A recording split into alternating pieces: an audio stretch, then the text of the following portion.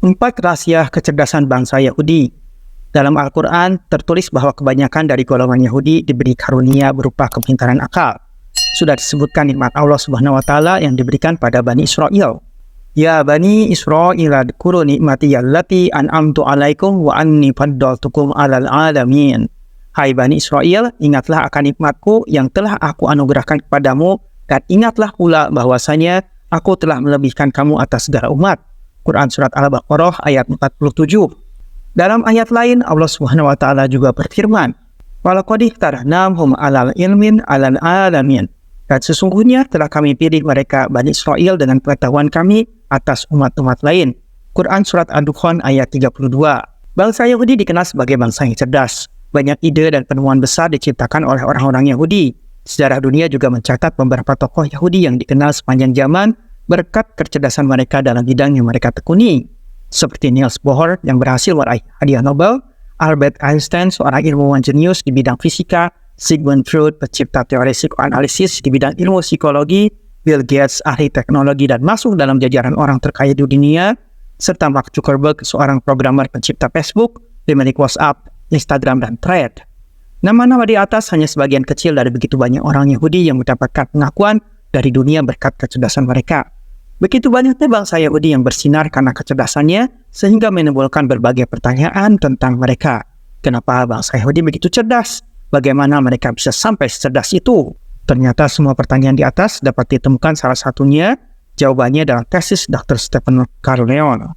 Disclaimer, artikel tentang kecerdasan bangsa Yahudi oleh Dr. Stephen Carleon ini diterbitkan oleh Daily Sun pada 15 Juli 2017. Jika betul demikian adanya, artikel Dr. Stephen Carleon ini patut menjadi renungan bersama. Stephen menulis dari pengamatan langsung. Setelah berada selama 3 tahun di Israel karena menjalani housemanship di beberapa rumah sakit di sana. Dirinya melihat ada beberapa hal yang menarik yang dapat ditarik sebagai bahan tesisnya, yaitu mengapa Yahudi pintar. Pada tahun kedua, akhir bulan Desember 1980, Stephen sedang menghitung hari untuk pulang ke California. Terlintas di benaknya, apa sebabnya Yahudi begitu pintar? Kenapa Tuhan memberi kelebihan kepada mereka? Apakah ini sebuah kebetulan ataukah hasil usaha manusia itu sendiri? Maka Stephen tergerak membuat tesis untuk PhD-nya. Karena Anda ketahui, penulisan tesis ini memakan waktu hampir 8 tahun karena harus mengumpulkan data-data yang setepat mungkin. Dr. Stephen Carleon secara garis besar mengungkapkan ada 4 rahasia mengapa bangsa Yahudi begitu cerdas. Rahasia kecerdasan bangsa Yahudi yang pertama adalah persiapan melahirkan. Penduduk Israel, yang mayoritas penduduknya merupakan bangsa Yahudi, memiliki suatu kebiasaan bagi wanita yang sedang hamil. Kebiasaan tersebut adalah sering bernyanyi dan bermain piano. Tidak hanya sampai di situ, ternyata para suami juga akan membeli buku matematika dan menyelesaikan soal bersama sang istri sampai sang istri melahirkan. Mereka percaya hal tersebut akan melatih kecerdasan otak si anak yang masih dalam kandungan. Untuk umat muslim, mendengarkan musik tentu tidak dianjurkan. Tidak ada lagi yang membuat hati tenang dan menjadi sebuah perniagaan yang tak akan ada ruginya selain dengan membaca dan mendengarkan Al-Quran. Rahasia kecerdasan bangsa Yahudi yang kedua adalah cara makan. Sejak awal mengandung, para wanita Yahudi suka sekali memakan kacang badam atau almond dan kurma dengan susu. Sedangkan makanan utama mereka adalah roti dan ikan tanpa kepala bersama salad yang dicampur dengan badam dan berbagai jenis kacang-kacangan. Selain itu, mereka juga mewajibkan diri untuk mengonsumsi pil minyak ikan. Meskipun bangsa Yahudi gemar memakan ikan, tetapi mereka hanya memakan dagingnya saja. Selain itu, mereka tidak pernah menghidangkan atau memakan daging dan ikan secara bersamaan. Beda halnya dengan salad dan kacang-kacangan yang harus selalu ada, terutama kacang badam. Hal unik lainnya menurut Dr. Stephen Carleon adalah bangsa Yahudi akan memakan buah-buahan terlebih dahulu sebelum hidangan utama. Menurut mereka, memakan hidangan berkarbohidrat terlebih dahulu sebelum makan akan menyebabkan orang mengantuk. Akibatnya orang tersebut akan lemah dan kesulitan dalam memahami pelajaran di sekolah. Namun, ini disclaimer ya, perlu diketahui juga menurut situs Kementerian Kesehatan RI, buah bisa dimakan kapan saja, baik sebelum maupun setelah makan. Tidak ada aturan tertentu yang terbukti secara ilmiah kapan waktu terbaik menikmati buah.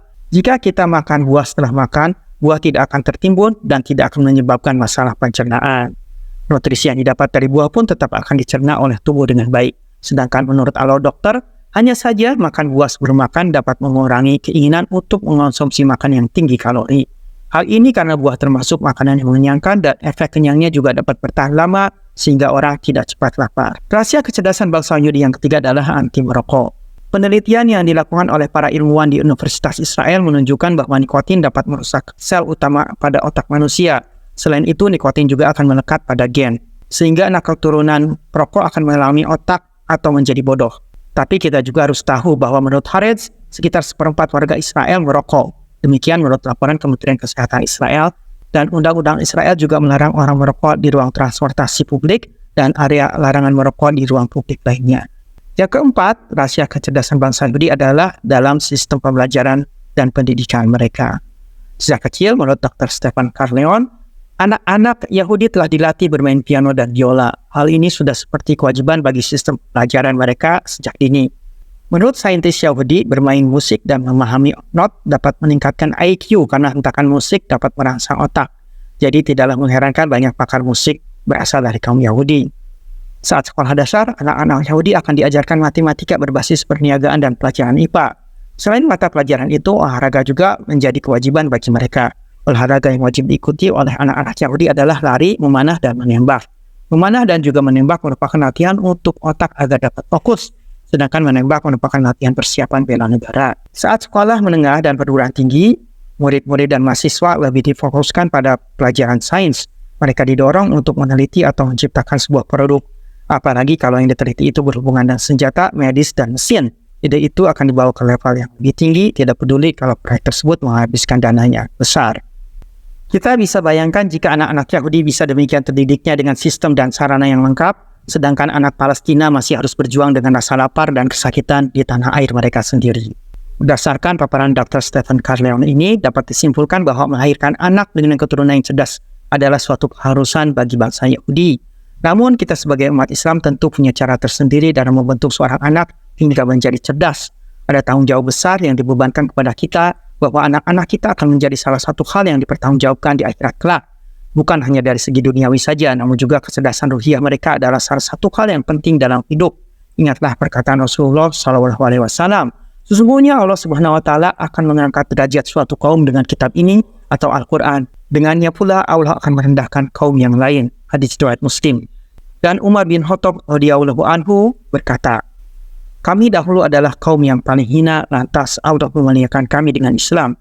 Selagi kita mencari kemuliaan dengan selain Islam, maka justru Allah akan menghinakan kita. Al-Mustadrak alal as-Solihain, juz 1 halaman 130. Allah a'lam bishawab.